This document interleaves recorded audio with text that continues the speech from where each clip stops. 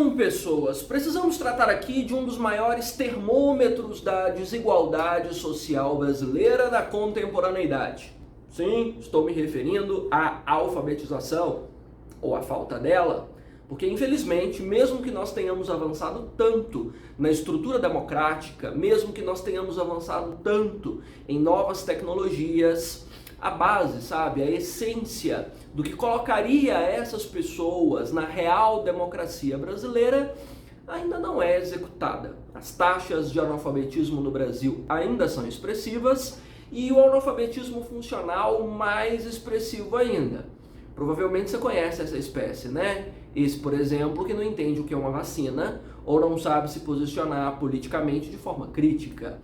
Podemos entender essas pessoas como analfabetas funcionais também. Bom, deixe-me só separar para você primeiro o que é o analfabetismo propriamente dito e o analfabetismo funcional. Ambos temas importantes nesse momento. O analfabetismo propriamente dito diz respeito às pessoas ou a realidades em que não conseguem decodificar a palavra, sabe? Juntar B com A para formar BA. Isso é o analfabetismo. Vamos dizer, o não domínio da palavra, da leitura da palavra, como diria Paulo Freire.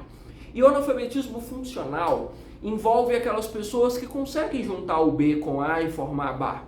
São as pessoas que conseguem lidar com redes sociais, conseguem entender texto simples, conseguem navegar pelo universo dos códigos.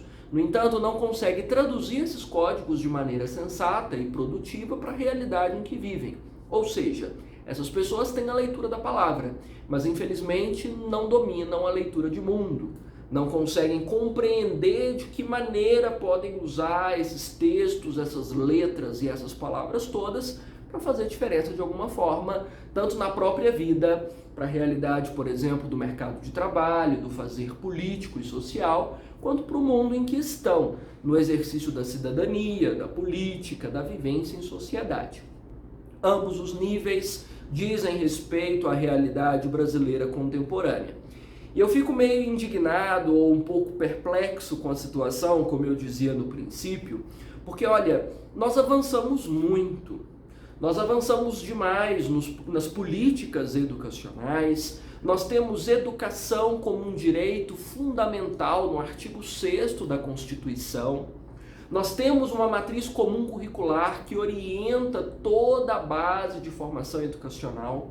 Nós temos educação pública de qualidade como direito garantido em Constituição. E não ocorre. Milhares de pessoas são deixadas de fora.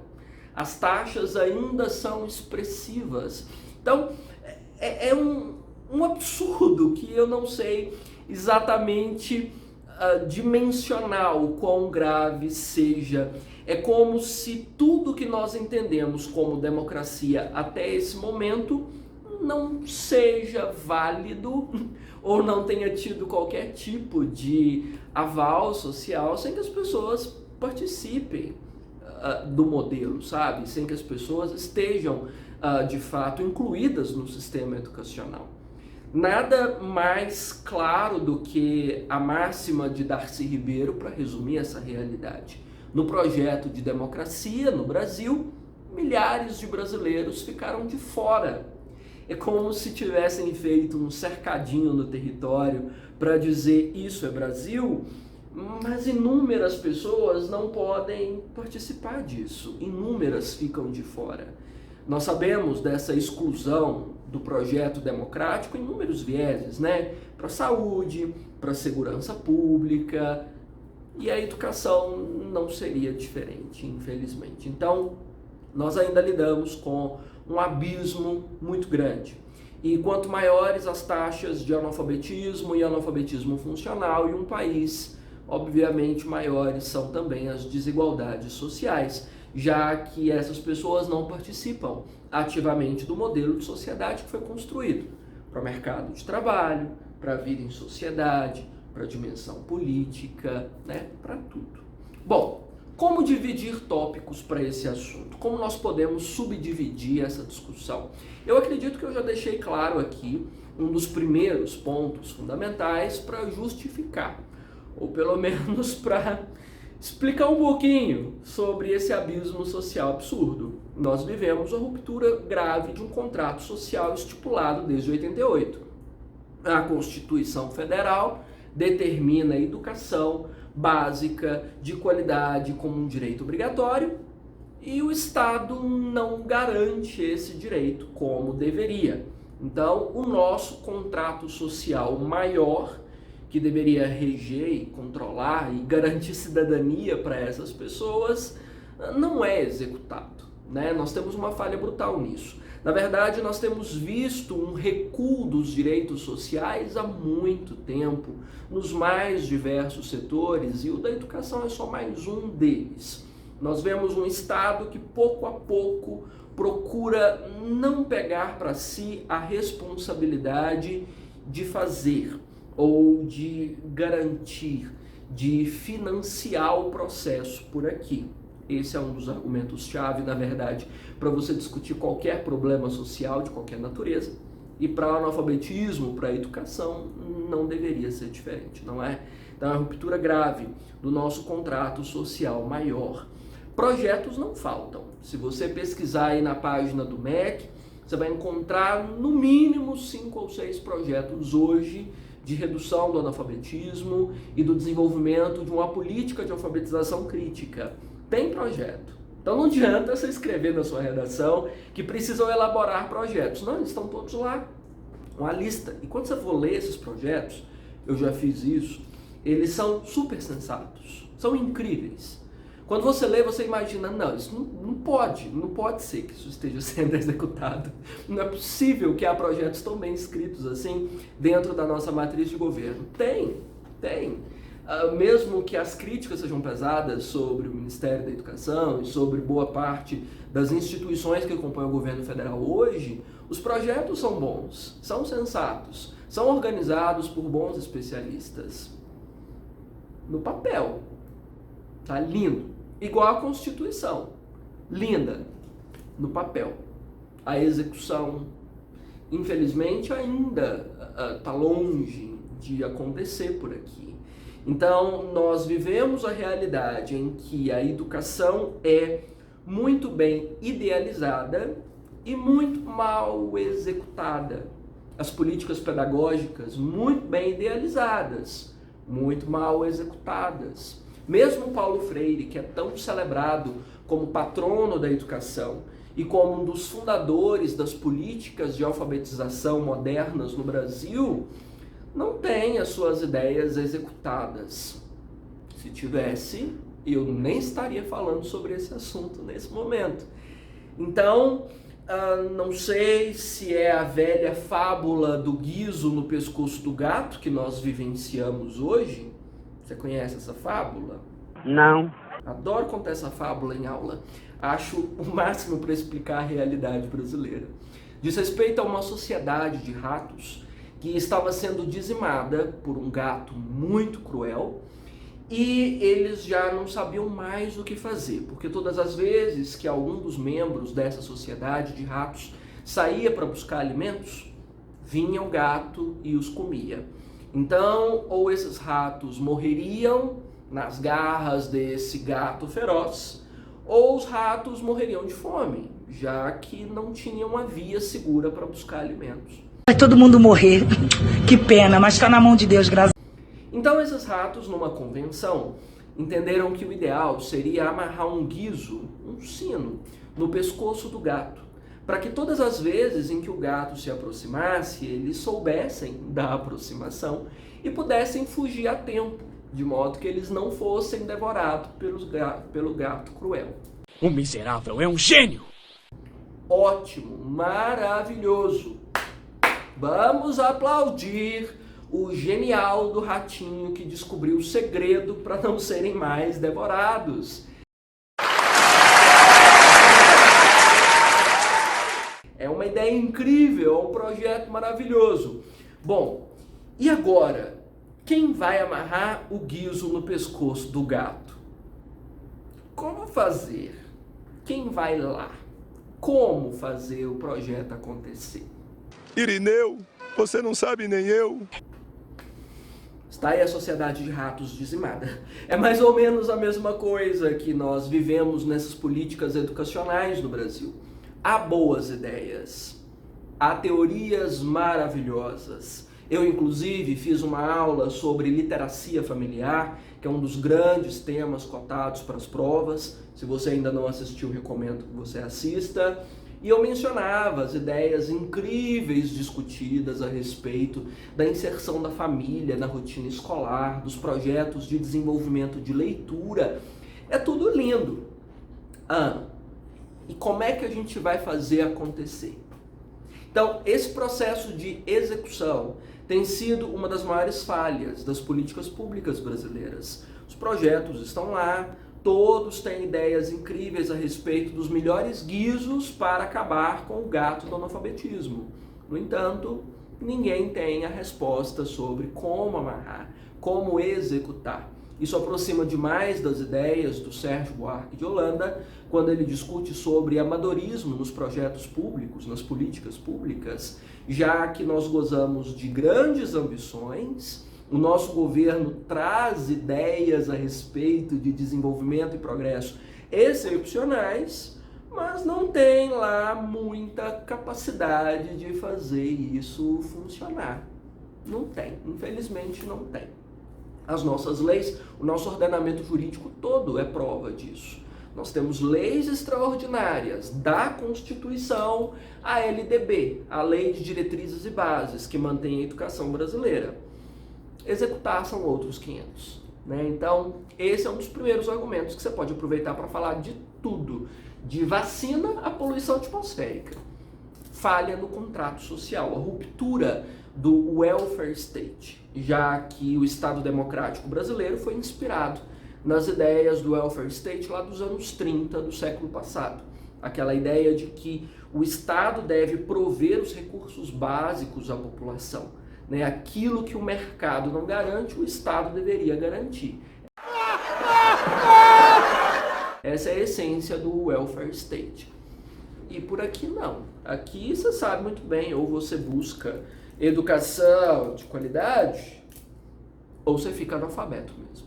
Né? Então, essa é uma das primeiras grandes bases. E aí, uma base derivada dessa, né, dessa falha do Estado na execução dos projetos, é a dificuldade da instituição escolar hoje adaptar-se ao que o mundo é e a forma como a educação deveria ser para alcançar as pessoas dentro de um cenário de demandas diferentes das que foram elaboradas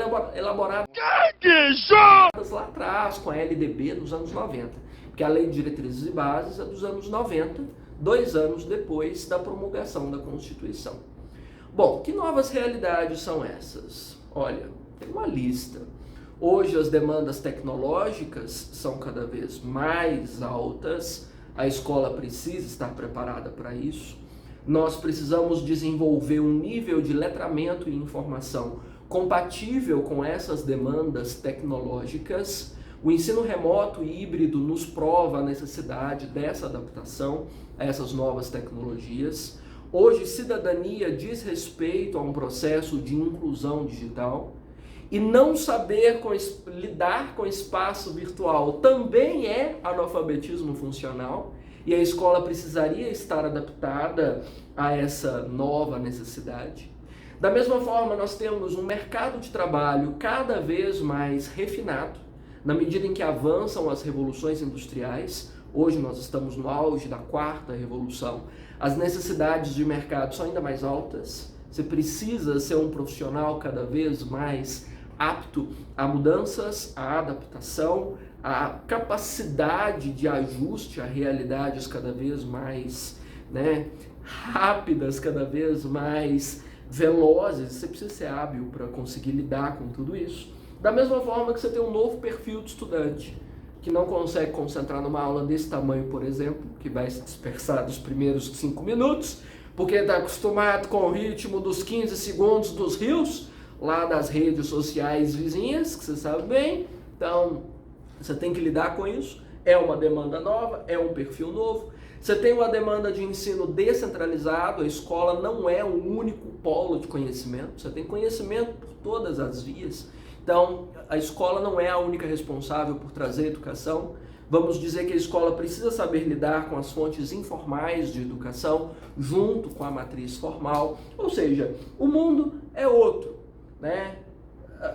Talvez já fosse outro e ninguém tivesse percebido, mas está em constante transformação, né?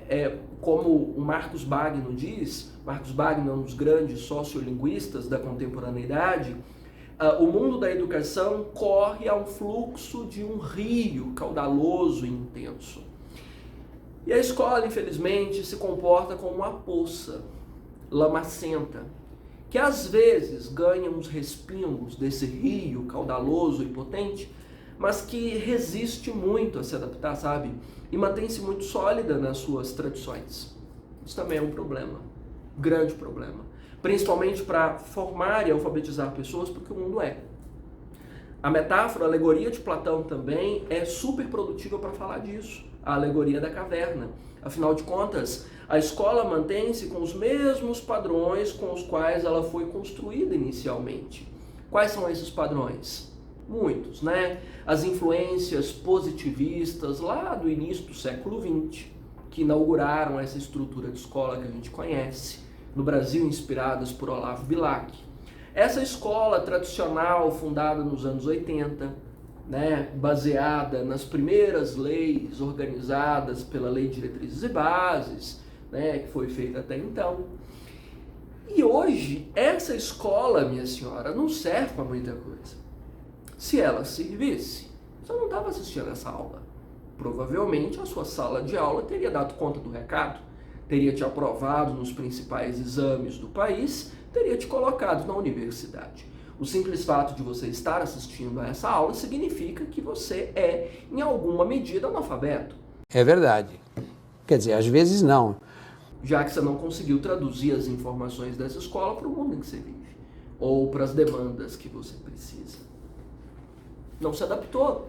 Então, digamos que a escola seja essa caverna, né, alimentada por sombras do passado, da tradição que fundou as primeiras escolas, enquanto o mundo lá fora, o mundo das experiências iluminadas pelo sol da realidade, da verdade, está em constante transformação. Às vezes, uns sujeitos, feito eu, ou grandes empreendedores do universo da educação, nas plataformas digitais, tentam alertar. Tá vencido isso aí, tá obsoleto o modelo, ficou atrasado, o mundo é outro, professor hoje em dia é outra coisa, o modelo de educação precisa ser modernizado, o que um professor entende como sistema de educação precisa ser revisado. Mas a escola continua virando as costas para essas transformações e continua acreditando que as sombras do quadro com giz ainda sejam o ideal.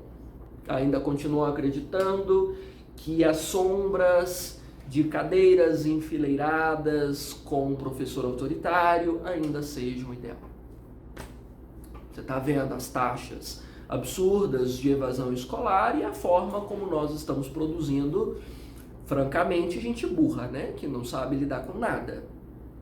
Nem com o mercado de trabalho, nem com tecnologias digitais, nem com a adaptação ao fluxo político, econômico, climático, seja lá do que for. A gente não sabe fazer nada, né? Então, um bando de tapado, um bando de pé de alface, que não consegue fazer a educação ser produtiva. Ou seja, um bando de pessoas que se enquadram naquilo que Paulo Freire chama de ausência de leitura de mundo. Você consegue ler a palavra, você consegue juntar aí, como eu falei, o B com A, Bá, mas você não sabe ler as coisas para transformar o mundo. O que Paulo Freire chama de pedagogia da autonomia, de você usar as coisas, sabe? Para fazer valer, para fazer funcionar o mundo. E funcionar a sua própria vida também. Você está aí estacionado de pantufa assistindo essa aula e não consegue fazer nada da sua vida. Então, né? Vai estudar, porra! Vai ser alguém na vida, cacete! E provavelmente vai continuar assim um tempo, se não entender que precisa de um novo processo de alfabetização. A escola não entendeu. Não entendeu. Ainda é o velho amadorismo? É.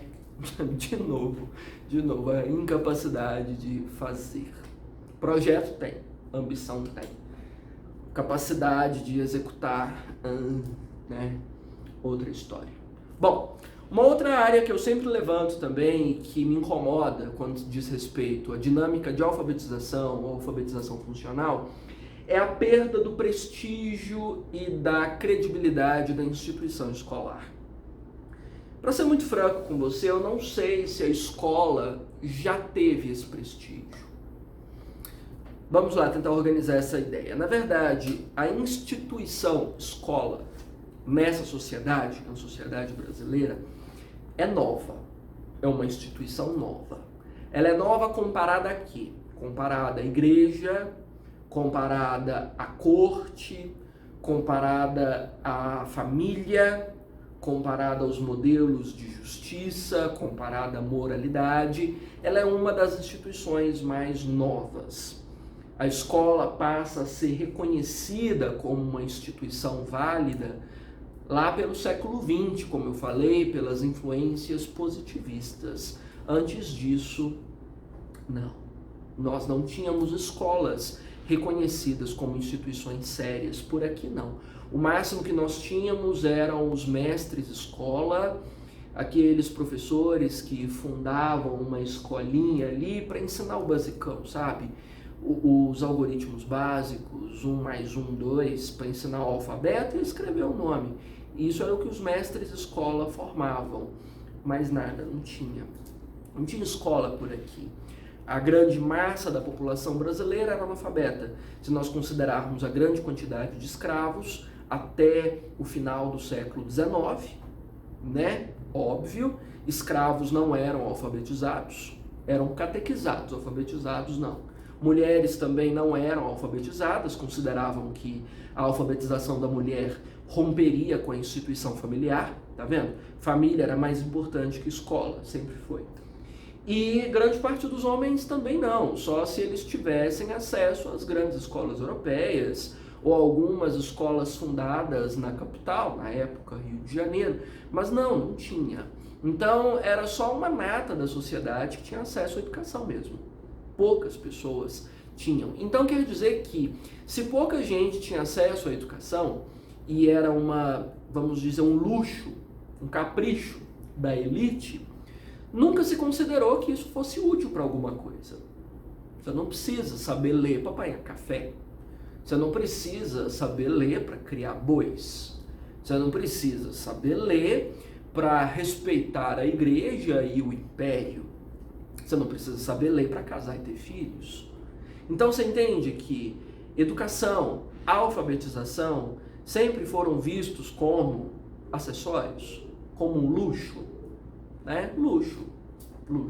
Assim como os culottes eram uma peça de luxo para a corte francesa, você já deve ter estudado sobre esses culottes, porque eles deram nome, inclusive, a uma camada da sociedade privilegiada no período pré-revolução francesa. A alfabetização era um luxo, um brinco, uma joia para os nobres, não era necessária para a vida. Nunca foi tida como um traço essencial. Então nós ainda enfrentamos dificuldades para impor a escola como uma necessidade para a população, como uma obrigação, como algo que precisa ser levado a sério. A criança, quando chega à escola, não vem com a mentalidade de que a escola seja essencial. Ela não recebe essa formação dos pais, ela não recebe nem o controle disciplinar dos pais para que ela saiba se comportar numa escola. Você já entrou numa 3ª série, quarta-feira à tarde, 3º horário? Você tem uma noção do que é o inferno? Provavelmente você não viu, a não ser que você seja professor também. Mas é de uma realidade de crianças que não foram preparadas para a instituição, sabe? Dentro da família, dentro da igreja ou dentro de qualquer outra instituição da qual ela tenha vindo. E quando os pais são cobrados a respeito da disciplina, do comprometimento, do rendimento ou de qualquer outra coisa da vida escolar dos filhos, dificilmente eles entendem que isso é essencial, que eles precisam disso. A maioria entende que o trabalho é mais importante, que a vida em família é mais importante, que a moral e os bons costumes são mais importantes, que a tradição é mais importante. E nas camadas mais pobres da população ainda entendem, sim, que casamento é mais importante, que casar os filhos cedo é mais importante, que dar emprego para os filhos o quanto antes é mais importante, porque vem dessa formação. Então vamos dizer que a educação como um direito essencial chegou para o Brasil, mas não chegou para as pessoas. Não entrou nos valores dessas pessoas. Porque nós viemos de uma tradição social que nunca viu a educação como essencial. Vê como luxo. Eu lembro, por exemplo, de ao longo da minha infância ouvir esse tipo de coisa. E olha que eu não sou tão velha assim, eu não vivi no Brasil Império. E eu ouvi coisas do tipo, livro supérfluo. Pra que você quer comprar livro? Porque eu sempre fui mais nerdzinho, você já deve ter notado. Não. E não, eu não tinha acesso a livros, porque os meus pais achavam que livro era supérfluo. Era mais negócio, no caso, sei lá, comprar o churrasco do final de semana, ou qualquer outra coisa, uma televisão nova, ou sei lá, trocar o sofá, do que comprar livro, porque livro era supérfluo. Né? Eu ouvia coisa do tipo, lembro até hoje dessas falas, pra quem você quer comprar livro, lê uma vez e joga fora. Eu ouvia esse tipo de coisa. E acredito que isso seja algo dito entre as famílias brasileiras. Não é à toa que políticas, por exemplo, para baratear o mercado editorial brasileiro não são vistas como prioridade no Congresso, nunca foram. Livro ainda é artigo de luxo, acessível para poucos, é caro. E não é visto como prioridade para as famílias. Não viemos dessa tradição, sabe? Então essa formação histórica de um país iletrado traz ainda taxas de analfabetismo expressivas. E você deve saber, pelas aulas que a gente já fez, qual é o circuito desse processo. Se a população não vê como essencial, o governo também não vai ver. Nós vivemos dentro de uma lógica de contentamento. É o que Habermas menciona sobre políticas de contentamento. O que isso quer dizer? Quer dizer que o Estado faz aquilo que pode render voto nas próximas eleições, o que traz contentamento da população, o que agrada. Se a população não vê sentido em comprar livros, em desenvolver leitura, em desenvolver boas escolas de qualidade, ensino de ponta, adaptado a tecnologias e tralalá, o governo também não vai cuidar disso. Afinal, as pessoas não estão preocupadas com isso. Afinal de contas, nós temos uma população que está muito mais interessada em conseguir comprar armas do que em conseguir comprar livros. Vocês sabem, inclusive, que armas já levaram pessoas à presidência da República, livros não. Né? Tivemos um ex-ministro da Educação como candidato à presidência. Dá uma olhada aí se ele ganhou. Quem propôs armas ganhou, te garanto, tá lá ainda. E se brincar, reelege. Se conseguir fazer com que as pessoas comprem armas, não livros. Então, essa formação tradicional, infelizmente, ainda é um obstáculo. Né? E é difícil, dentro de uma democracia populista, de uma política de contentamento como essa, levar educação de qualidade se as pessoas não estão interessadas em educação de qualidade. Se as pessoas já acham que são especialistas com vídeos de 3 minutos nas redes sociais, sem precisar de escola. Né? Então, isso ainda é um dos problemas sérios. E é inevitável que o nível de precarização que a escola fica, pela ausência do Estado, como eu mencionei, pela falta de credibilidade da instituição, pelos poucos investimentos, né, faz com que o prestígio caia ainda mais. Então, é um ciclo sem fim. As pessoas não estão interessadas, a escola perde prestígio, perdendo prestígio, as pessoas ficam menos interessadas ainda. Que precarização é essa que eu estou mencionando? Salários baixos para professores, professores com baixa qualificação, porque tem alguns que, francamente, a gente não sabe como saíram da 8ª série. Que dirá como é que assumiram salas de aula, né? Porque, afinal de contas, é uma carreira que não compensa. Sala de aula numa escola pública não compensa financeiramente, não compensa profissionalmente, não compensa de maneira alguma. Vai para quê? Só se for a última opção, né? Então o profissional que já deu errado em tudo vai para lá. Não achou opção de trabalho que possa trazer rendimentos. Vivemos numa sociedade de mercado, isso é preciso. Então são profissionais quase sempre mal qualificados, mal adaptados para novas realidades, não há materiais didáticos suficientes para todos, não há infraestrutura na escola suficiente, afinal de contas, faltam salas de aula, faltam cadeiras, as salas abarrotadas com 40 e tantos meninos, não tem equipamento tecnológico, muitas escolas têm laboratórios de informática dos anos 80, sabe aquele brancão que levava 2 horas para ligar? Esse mesmo, muitas escolas ainda têm isso. Falta merenda, falta tudo.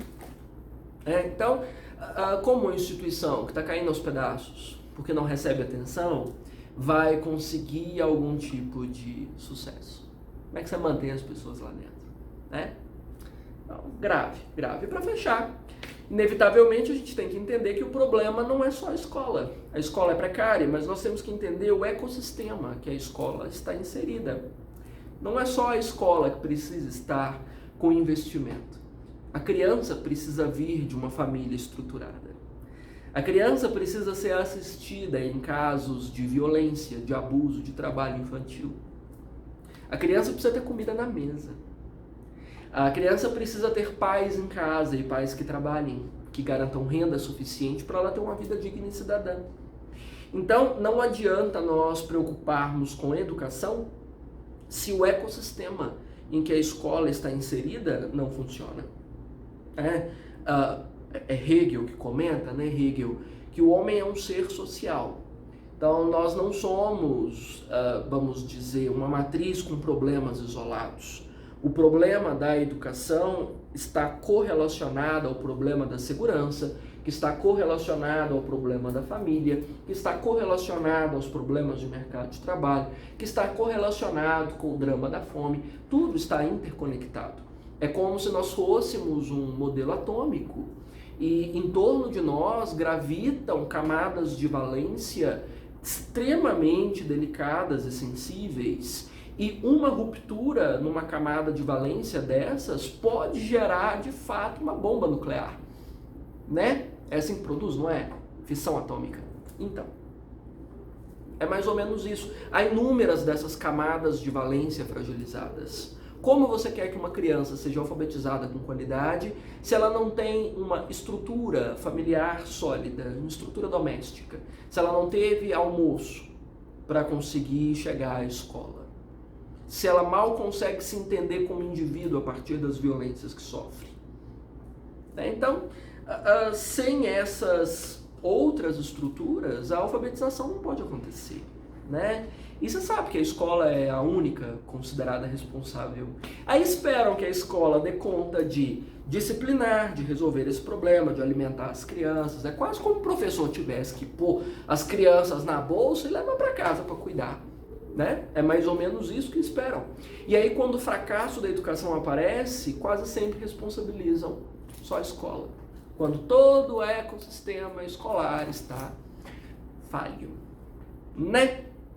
Então, se por um acaso você quiser lançar uma intervenção para este problema, eu nem sei por onde começar, né? Eu já falei que projeto tem, não precisa elaborar projeto mais. Nossa Senhora, chega de projeto, chega de política pedagógica, a gente já tem, transbordando por toda parte. A gente precisa saber quem vai amarrar o guiso no pescoço do gato.